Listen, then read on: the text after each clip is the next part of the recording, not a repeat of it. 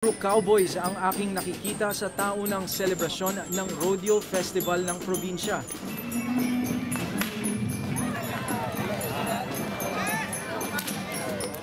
Parang pelikula ni Clint Eastwood kung makaasta ang mga Pinoy cowboys na ito sa parada. Kabayo, boots, sombrero at lasso.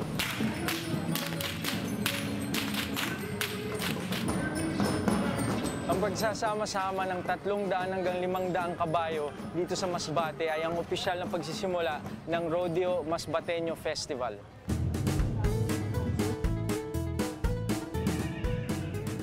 Maituturing na kulturang kano ang pagka-cowboy pero kitang-kita na niyakap at isinasabuhay na ito ng mga Masbateño. Pag-aalaga ng mga baka ang pangunahing kabuhayan dito. Kaya naman tinaguri ang Rodeo Capital of the Philippines ang probinsya ng Masbate. Unang araw pa lang ng Rodeo Festival, talaga namang dinagsana ito ng mahigit kumulang 5,000 katao para mapanood ang mga maglalabanang cowboy sa arenang ito.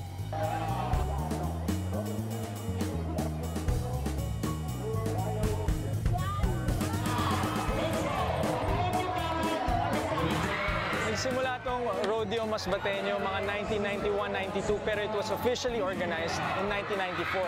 And 18 years later, meron na siyang sariling arena and ang dami-daming tao. Isa ako sa mga nakisiksik at nakihiyaw sa mga larong ngayong ko lang masasaksihan. Sa 2 dekada na ipinagdiriwang ang Rodeo Masbateño Festival, naging bahagi na ito sa pagyaman ng kultura at agrikultura ng bayan ng Masbate.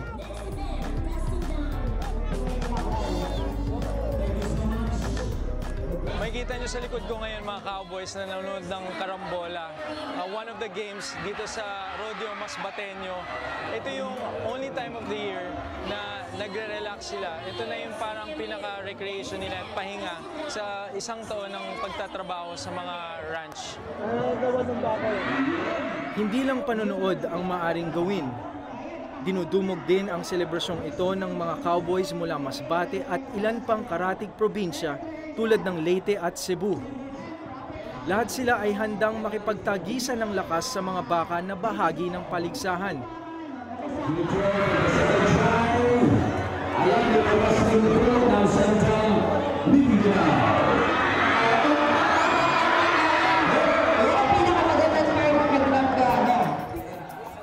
Nakilala ko ang 10 cowboys mula Balud, isang 4th-class municipality sa Masbate. 7 taon na silang sumasali sa paligsahan na ito para maiuwi ang 40,000 pisong premyo para sa mga profesional na cowboy. Malaki ang tulong nito sa mga cowboys na kumikita ng 1 baka sa bawat 10 baka na kanilang pinapaanak sa ransyong pinagtatrabahuan nila. Balud Cowboys, ito yung exceptional na cowboys na Masbate. Ang pagkakaiba na exceptional cowboys, kumbaga ang kultura nila, ang sistema ito pa yung tradisyonal na pag-handle ng baka. Makikita mo sila sa umaga pagkatapos magkape, laso na kaagad ang hawak. Sasakay ng motorsiklo, pupunta na yan sa mga bakahan, maglalaro, mag-aasikaso na ng baka. Noong nakaraang taon, tinanghal na overall 2nd place ang Balud Cowboys sa Rodeo Masbateño Festival, kung kaya't isa sila sa mga inaabangang kalahok dito. Ngunit sa umpisa pa lang ng larong lassoing on foot ng nagbukas na festival, tila inalat agad ang mga Balud Cowboys. Yung pagka-DQ namin. Kasi na-late daw kami.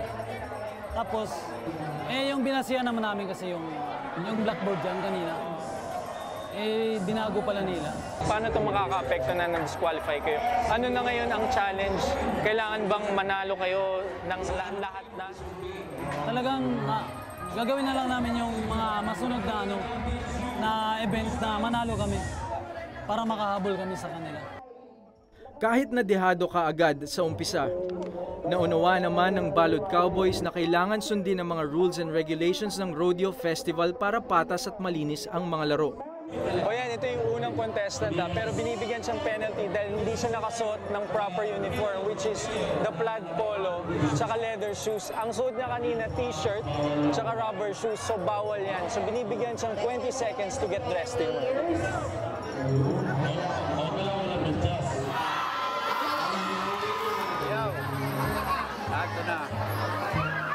Sa iisang arena lang ginagawa lahat ng rodeo events. Palabunutan kung sinong grupo ang siyang maglalaro sa araw na yon. Ang mga nakilala kong Balud Cowboys, matyagang naghihintay na matawag muli ang kanilang grupo para lumaban. Ngunit mailap ang swerte sa kanila sa unang araw ng palaro.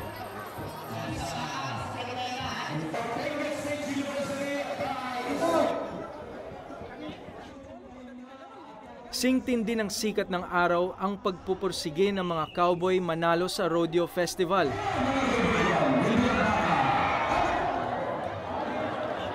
Para maiuwi ang premyong pera dahil aabot sa 400,000 piso ang premyo sa kabuuan.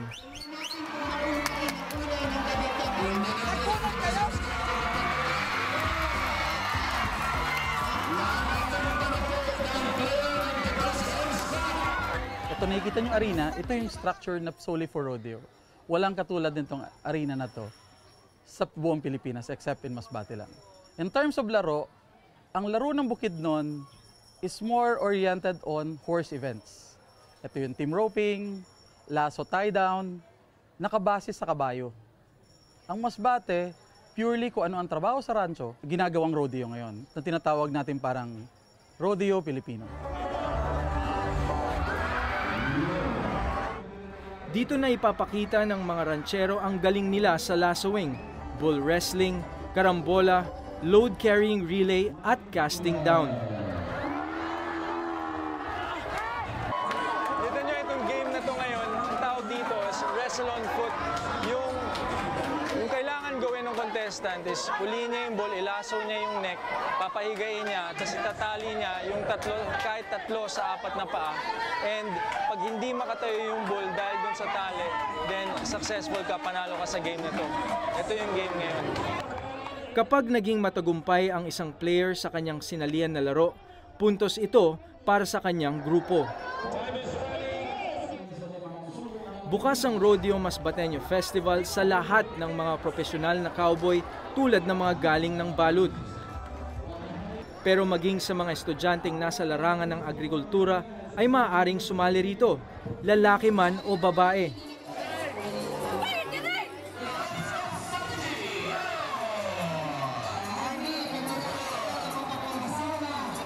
Kagaya na lang ng 6 na beses na overall champion sa Rodeo Masbateño,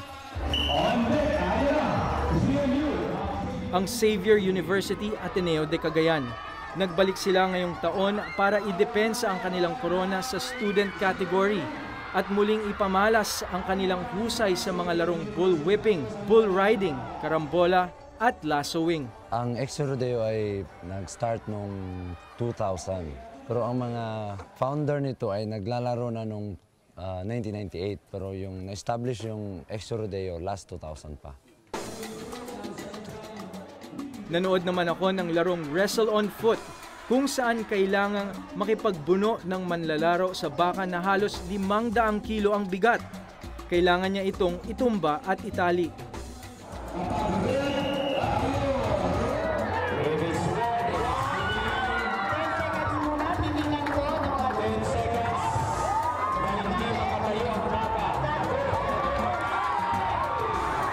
Nakatayo eh. Nakita nyo dun sa contestant kanina, medyo hindi siya successful dun sa pagpapahiga ng baka. So parang natapakan yata siya. Kung tutuusin, takaw disgrasya ang ginagawa ng mga manlalaro rito dahil hindi kontrolado ng mga bakang isinasalang sa loob ng arena.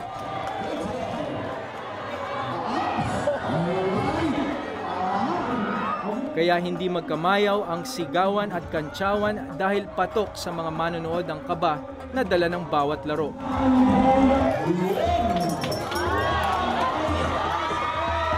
Makapigil hininga ang susunod na paligsahan.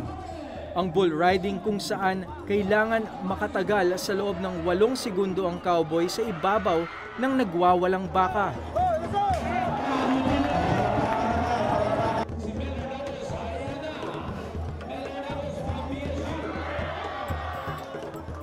Exciting kasi manood ng ganyan eh. Tsaka first time ko makapanood ng ganyan. Dahil masaya rito. Kikita mo yung pagkita. Kita mo mga baka malalaki. Yun lang. Nakaka-encourage sa mga turisan. Yung mga sa iba-iba na pumunta ng Masbate.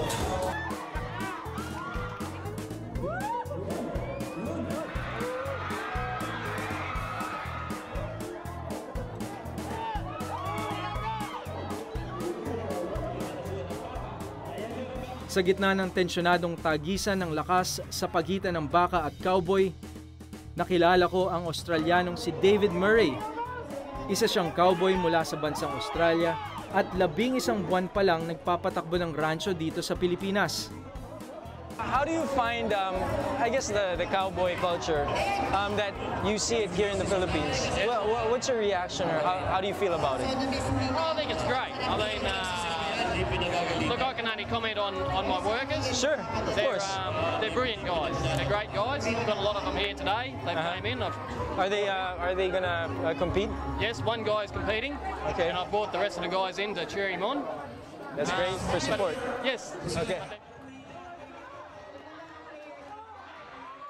Sa buong buhay ko, ngayon lang ako nakapanood kung saan nasa peligro ang buhay ng mga lalahok sa paligsahan.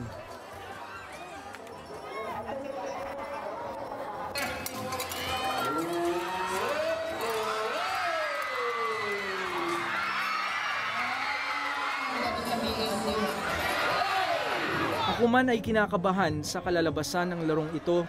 Alam ko na hindi natatapos sa panonood ang pagsadya ko rito sa Masbate, sapagkat sasabak ako mismo at makikipagpatintero sa mga astig na baka sa loob ng arena.